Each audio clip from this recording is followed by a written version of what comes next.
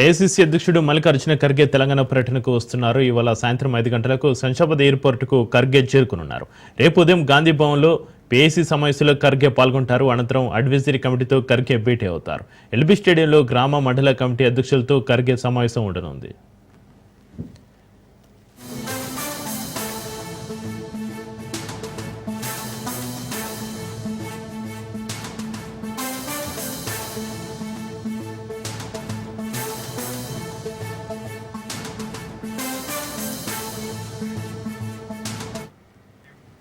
ఈ నేపథ్యంలో కాంగ్రెస్ పార్టీ గ్రామ మండల బ్లాక్ శాఖల అధ్యక్షులను ముఖ్య నేతలను పెద్ద ఎత్తున తరలించేందుకు సన్నద్ధమవుతున్నది.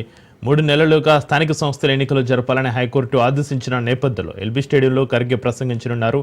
పార్టీని క్షేత్రస్థాయిలో మరింత బలోపేతం చేసి పటిష్టమైన స్థితిగా తీర్చిదిద్దేందుకు ఈ కార్యక్రమం ద్వారా పార్టీ శ్రేణులకు దిశానిర్దేశం చేయాలని అధిష్టానం భావిస్తోంది.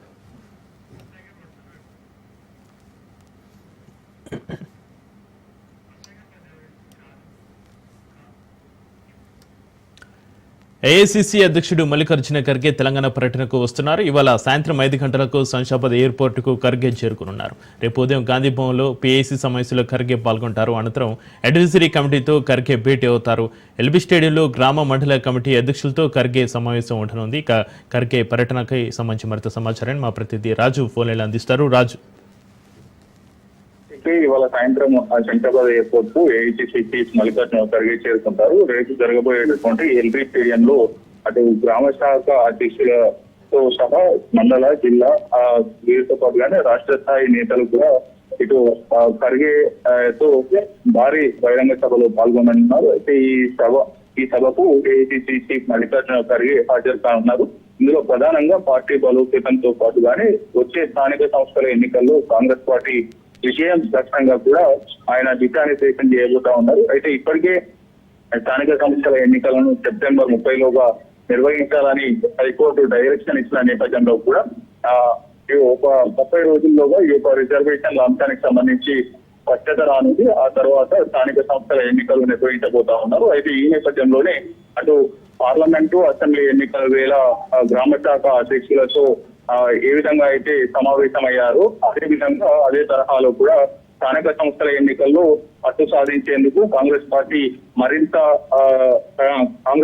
శ్రేణులు మరింత ఉత్సాహంతో పనిచేసే విధంగా కూడా ఏఐసీసీ చీఫ్ మల్లికార్జున ఖర్గేతో నేరుగా ఈ యొక్క సభలో కేవలం కాంగ్రెస్ పార్టీకి సంబంధించినటువంటి నేతలు మాత్రమే ఈ యొక్క సమావేశంలో పాల్గొనబోతా ఉన్నారు. ఈ యొక్క సభకు సంబంధించి అన్ని రకాల ఏర్పాట్లను కూడా ఎల్బీ స్టేడియంలో ఇప్పటికే పూర్తి చేసినటువంటి పరిస్థితి అవుతుంది. పలుమార్లు కూడా గాంధీ భవన్ లో ఈ యొక్క సభను సక్సెస్ చేసేందుకు హైదరాబాద్ ఇన్ఛార్జ్ మంత్రి పొన్నం ప్రభాకర్ తో పాటుగానే రంగారెడ్డి జిల్లా ఇన్ఛార్జ్ గా ఉన్నటువంటి మంత్రి శ్రీధర్ బాబు, ఆ 2 జిల్లాలకు సంబంధించినటువంటి ముఖ్య నేతలు, అదేవిధంగా కాంగ్రెస్ పార్టీ కీలక నేతలతో పాటుగానే పలు పదవుల్లో ఉన్నటువంటి నేతలతో ఈ యొక్క సన్నాహక సమావేశం నిర్వహించారు. పలు బాధ్యతలను కూడా వారికి కేటాయించిన పరిస్థితి అయితే ఉంది. వాటితో పాటుగానే చేవెళ్ళ వారితో పాటుగానే హైదరాబాద్ చేవెళ్లతో పాటు పలు పార్లమెంట్ నియోజకవర్గాల వారిగా కూడా నేతలు సన్నాహక సమావేశాలను సైతం నిర్వహించి ఈ సభను సక్సెస్ చేసేందుకు అటు డివిజన్ ప్రెసిడెంట్లతో పాటు కానీ గ్రామ శాఖ అధ్యక్షులను కూడా ప్రకటించాలనేటటువంటి నిర్ణయం పెద్ద ఎత్తున తరలించాలనేటటువంటి భావనలో ఇప్పటికే దిశానిర్దేశం చేసినటువంటి పరిస్థితి అయితే ఉంది. అయితే ప్రధానంగా రేపు గాంధీ భవన్ లో పీఏసీ సమావేశం మొదట 10 గంటలకు ప్రారంభం కానుంది. పీఏసీ సమావేశంలో మంత్రులు సీఎం రేవంత్ రెడ్డితో సహా పిసిసి చీఫ్ మహేష్ కుమార్ గౌడ్, మీనాక్షి నటరాజన్ తో పాటు పీఏసీ సభ్యులు కూడా పార్టిసిపేట్ చేశారు. ఆ తర్వాత 12 గంటలకు అటు Congress party core committee, extended committee సమావేశం కూడా గాంధీ భవన్ లో జరగబోతా ఉంది. ఇది మధ్యాహ్నం 1 గంట వరకు కొనసాగనుంది. ఆ తర్వాత 3 గంటల ప్రాంతంలో ఎల్బీ స్టేడియంలో ఈ యొక్క సభ నిర్వహించబోతా ఉన్నారు.